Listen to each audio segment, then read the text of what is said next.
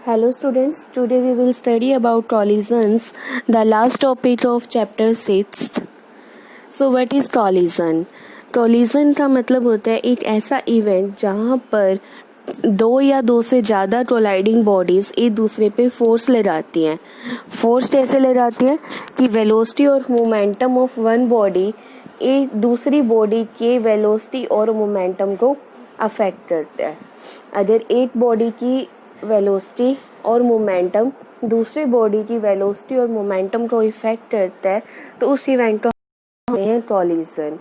अब नॉर्मली हम कॉलिजन का मतलब लेके चलते हैं कि दो बॉडीज कोलाइड कर रही हैं, बट फिजिक्स में एक्चुअल फिजिकल कॉन्टैक्ट जरूरी नहीं है बॉडीज के बीच में फॉर कॉलिजन।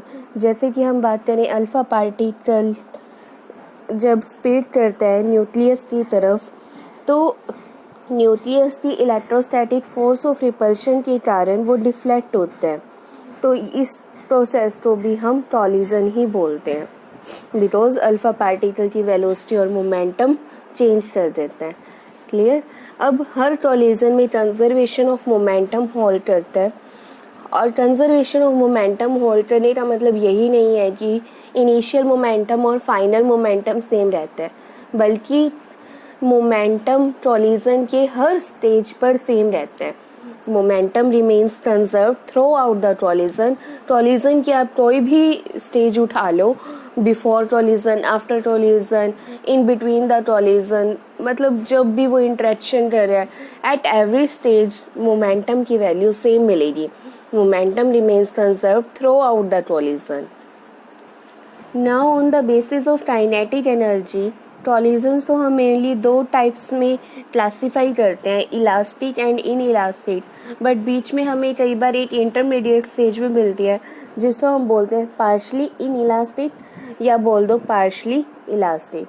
अब इलास्टिक कॉलिजन होता है क्या है? इलास्टिक का मतलब होता है एनर्जी में कोई भी लॉस नहीं है, there is no loss of kinetic energy. Inelastic में कुछ ना कुछ लॉस होता है काइनेटिक एनर्जी में। ये तो था on the basis of kinetic energy. Now there are further two types, head on collision and oblique collision. Head on का मतलब है अगर एक का सेंटर ऑफ मास डायरेक्टली उसके दूसरे के सेंटर ऑफ मास पे इफेक्ट करता है। अगर लाइन ऑफ मोशन सेम होती है लाइन ऑफ इम्पैक्ट के, then collision is head on collision, means directly strike करना। और ऑब्लिक का मतलब होता है कि वो स्ट्राइक कर रहा है at some angle, at some angle, जैसे हमने यहाँ पर दिखाया हुआ ये एट सम एंगल स्ट्राइक कर रहा है और ये हेड ऑन कॉलिजन कर रहा है। Clear? Now head on collision के लिए हमने एक एक्सप्रेशन निकालना है इन 1D। तो लेट कर लेते हैं हमारे पास दो बॉडीज हैं, एक बॉडी है A और एक बॉडी है B। इसका मास है m1 और वेलोसिटी है u1, इसका मास है m2 एंड वेलोसिटी है u2। ये कोलाइड कर रही है। ड्यूरिंग कोलिजन क्या होएगा कि ये दूसरे के साथ ज्वाइन हो जाएंगी for some time, then after collision ये अलग अलग हो जाएंगी फिर से। मान लेते हैं अब A की वेलोसिटी है v1 एंड B की वेलोसिटी है v2। Clear? Now this is head on elastic collision. अब इस पूरे कॉलिजन में हमने देखा हमने कोई भी एक्सटर्नल फोर्स नहीं लगाई। If there is no external force then linear momentum remains conserved according to the Newton's law of motion. Further this is an elastic collision, और जैसे डेफिनेशन में तुम्हें बताया था इलास्टिक कॉलिजन में कोई भी एनर्जी का लॉस नहीं होता, means kinetic energy remains conserved here. यहाँ पर काइनेटिक एनर्जी जो कंजर्व रह रही है वो इस मैनर में रह रही है कि सिर्फ initial and final kinetic energy same है।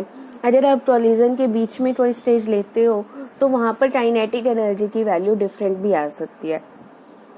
Kinetic energy does not remain same throughout the collision, but initial kinetic energy will be equal to the final kinetic energy. अब हमारे पास दो कंडीशंस हैं। फर्स्ट है एक लीनियर मोमेंटम कंजर्व है, second है काइनेटिक एनर्जी कंजर्व है। तो इन दोनों को हमने एक्सप्रेशन फॉर्म में लिखना है। तो फर्स्ट से हमारे पास आ जाएगा from linear momentum so first से हमारे पास आ जाएगा from the condition of linear momentum m1v1 plus m2v2 is equal to m1u1 plus m2u2 and from kinetic energy आ जाएगा half m1v1 square plus half m2v2 square is equal to half m1u1 square plus half m2u2 square. Initial kinetic energy और final को equate करवा दिया, initial momentum and final momentum को equate करवा दिया।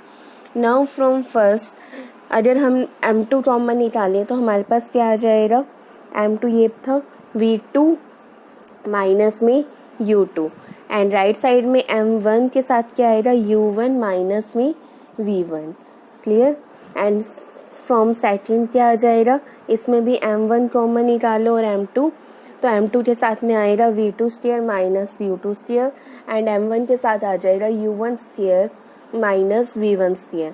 Now इस फोर्थ इक्वेशन को divide करना है थर्ड इक्वेशन से, तो हमारे पास क्या आ जाएगा m2 v2 square minus u2 square upon m2 v2 माइनस u2 और राइट साइड में बन जाएगा m1 u1 square minus v1 square upon m1 u1 minus v1। तो a square minus b square का आपके पास फॉर्मूला क्या होता है, a minus b into a plus b. तो ये जो फॉर्मूला यहाँ पे लगाओगे तो ये आ जाएगा v2 प्लस u2 और साथ में v2 माइनस u2, तो v2 माइनस u2 भी कैंसिल हो जाएगा और m2 भी कैंसिल हो जाएगा, बचेगा v2 plus u2 and similarly right side पे बचेगा u1 प्लस v1। तो इसको शिफ्टिंग करवाएंगे तो हमारे पास आ जाएगा v2 minus v1 is equal to u1 minus,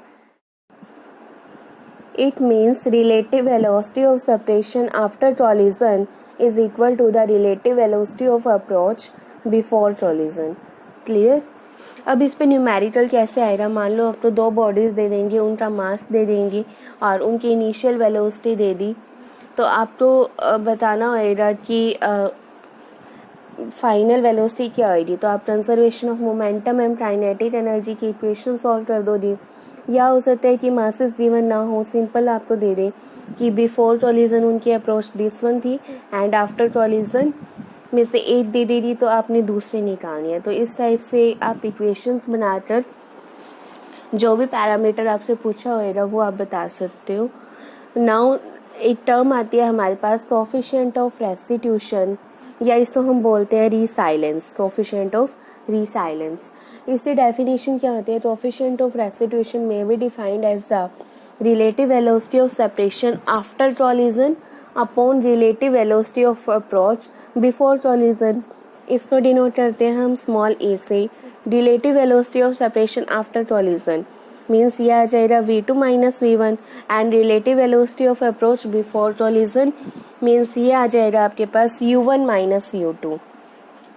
but from this equation हम देख रहे हैं कि ये दोनों वैल्यूज तो इक्वल है, सो कोफिशिएंट ऑफ रेस्टिट्यूशन की वैल्यू आ जाएगी 1, हेंस कोफिशिएंट ऑफ रेस्टिट्यूशन और we can say coefficient of resilience of a perfectly elastic collision in 1D is equal to unity. Clear. Now calculation of velocities after collision. अब हमारे पास equation आई थी v2 minus v1 is equal to u1 minus u2। यहाँ से v2 की value निकाल लो और इसको फर्स्ट इक्वेशन जो कंजर्वेशन ऑफ लीनियर मोमेंटम वाली इक्वेशन थी उसमें पुट कर दो, तो आपके पास क्या आ जाएगा m1 v1 प्लस में था m2 v2, v2 की जगह ये value is equal to m1 u1 plus m2 u2। इसको रीअरेंजमेंट करनी है हमने, v1 कॉमन आ जाएगा, साथ में बचेगा m1 प्लस m2 और तीन ही पैरामीटर हैं v1 u1 एंड u2, तो एक जगह v1 कॉमन आएगा, एक बार u1 कॉमन आएगा और एक बार u2। सो v1 की वैल्यू आ जाएगी m1 minus m2 upon m1 plus m2 multiplied by u1 plus 2m2 u2 divided by m1 plus m2। v1 का मतलब वेलोसिटी ऑफ a हमने कैलकुलेट कर ली। Now velocity of b, for velocity of b हम v1 की value इस fifth equation में put कर देंगे। इस फिफ्थ इक्वेशन में हमने v1 की वैल्यू पुट कर देनी है। सो हमारे पास v2 की वैल्यू क्या आ जाएगी, u1 माइनस u2 प्लस में v1 था तो v1 की वैल्यू पुट कर दी। नाउ u1 और u2 कॉमन निकाल के अंदर वाले पैरामीटर्स को कंबाइन करना है। तो V2 की वैल्यू आ जाएगी 2m1u1 upon m1 plus m2 minus m1 upon m1 plus m2 u2. Clear. Now there are particular cases. First case है जब masses of two bodies are equal. तो हमने दोनों के मास इक्वल ले लिए. m1 is equal to m2 is equal to m. तो V1 में भी ये वैल्यू पुट कर दो एंड V2 में भी. तो V1 की वैल्यू आ जाएगी 2m u2 upon 2m that is u2 and V2 की वैल्यू आ जाएगी, यहाँ पर पुट करोगे क्या आएगा 2m अपॉन 2m u1 और ये वाली तो वैल्यू ज़ीरो ही हो जाएगी. सिमिलरली जैसे हमने V1 में ज़ीरो की है तो ये आ जाएगा u1. सो जब मासेस इक्वल होते हैं दोनों बॉडीज़ के जो कि अंडरगो कर रही हैं elastic collision in 1D, then their velocities are just interchange. उनकी वेलोसिटी जस्ट इंटरचेंज हो जाती हैं और कोई फ़र्क नहीं पड़ता. V1 जो है मीन्स जो A की वेलोसिटी है वो u2 बन जाती है, मीन्स जो B की वेलोसिटी थी before collision. Clear. Similarly for इसके लिए आप और भी केसेस बना सकते हो. जैसे u2 0 ले लिया, u2 0 के साथ मासेस इक्वल ले लिए, A का मास नेग्लिजिबल ले लिया, पहले A का ले लिया फिर B का ले लिया. ऐसे और पर्टिकुलर केसेस भी आप बना सकते हो. Now next topic is inelastic collision in 1D. Inelastic का मतलब क्या होता है कि जो बॉडीज कोलाइड कर रही है उनमें कुछ ना कुछ लॉस होएगा काइनेटिक एनर्जी का, but momentum remains conserved. Means total momentum before collision will be equal to the total momentum after collision. तो यहाँ से इक्वेशन बन जाएगी, सिर्फ एक ही बनेगी, that is m1 u1 plus m2 u2 is equal to m1 v1 plus m2 v2. Now if there is perfectly elastic collision in 1D.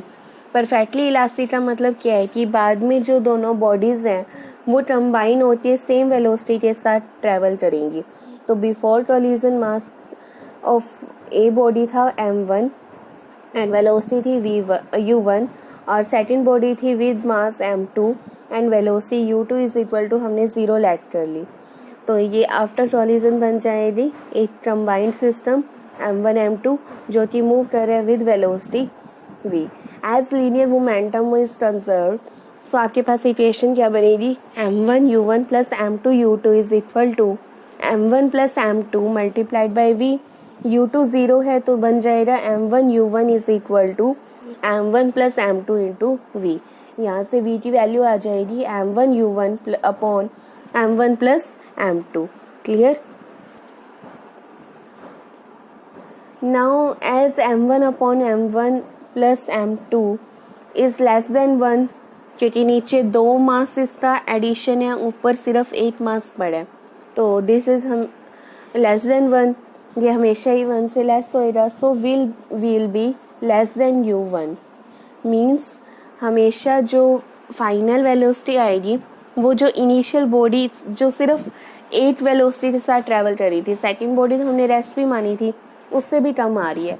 Means there is a loss of kinetic energy. Now हमने इस loss के लिए expression निकालना है. So total energy kinetic energy before collision will be equal to half m1 u1 square because u2 is equal to 0 and total kinetic energy after collision क्या हो जाएगी, half m1 plus m2 into में v square. now loss के लिए हम क्या करेंगे, दो की सब्ट्रैक्शन.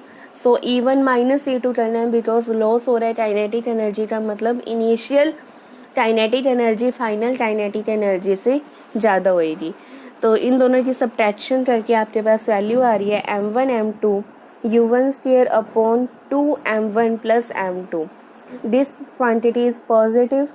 ये पॉजिटिव है. So there is some loss of kinetic energy. Some kinetic energy is always lost in an elastic collision.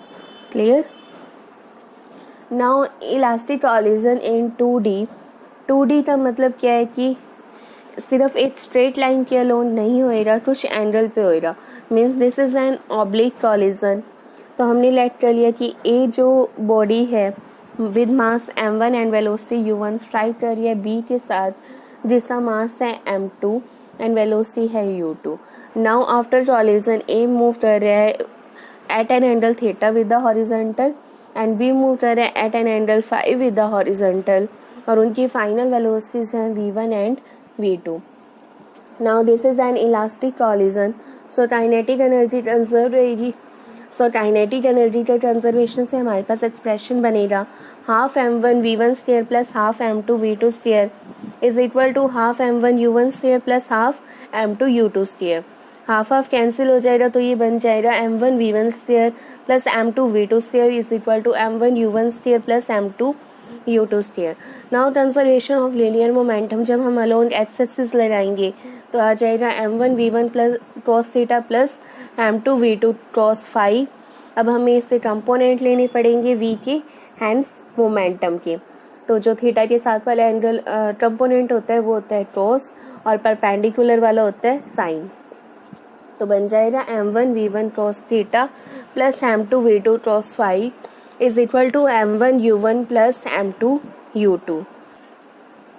Now by conservation of linear momentum along y axis से हमारे पास क्या आ जाएगा m1 v1 sine theta minus m2 v2 sine phi is equal to 0. यहाँ minus क्यों लिया? Because m1 v1 sine theta बनेगा ऊपर की तरफ और m2 v2 साइन फाई बन रहा है नीचे की तरफ. तो जो वेक्टर्स इन अपोजिट डायरेक्शन होते हैं वो हमेशा सब्ट्रैक्ट होते हैं. क्लियर? जैसे ये ऊपर है ये नीचे है, तो वेक्टर्स इन अपोजिट डायरेक्शन क्या होते हैं? सब्ट्रैक्ट होते हैं. फर्दर इनका कोई नेट रिजल्ट नहीं मिल रहा तो ये हमने 0 के इक्वल पुट कर दिया. तो हमारे पास ये 3 इक्वेशंस आ गई for elastic collision in 2D.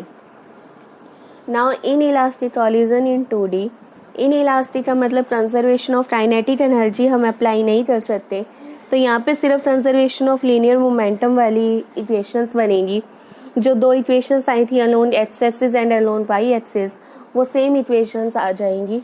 m1 v1 cos theta plus m2 v2 cos phi is equal to m1 u1 plus m2 u2, और y की अलोन आई थी m1 v1 sine theta minus m2 v2 sine phi is equal to 0. Now if there is perfectly inelastic collision in 2D means कुछ angle पर हमारे पास collision हो रहे हैं.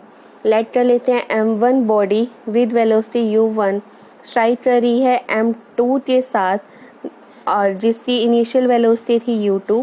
अब दोनों कंबाइन होके सेम वेलोसिटी के साथ ट्रेवल करेंगी, दैट इज v के साथ.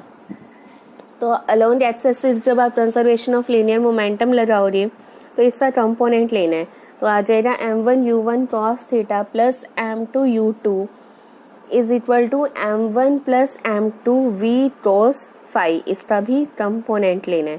और y एक्सिस से अलोन क्या आएगा m1 u1 sine theta plus 0 is equal to m1 plus m2 v sine phi. Because यहाँ पर 0 क्यों आया? बिकॉज इस u2 की जो डायरेक्शन है वो हॉरिजॉन्टल के अलोन की है, तो y के अलोन इसका कोई भी कंपोनेंट नहीं मिलेगा. दैट्स वाई हमने यहाँ पर क्या लिया है? 0 लिया है. क्लियर?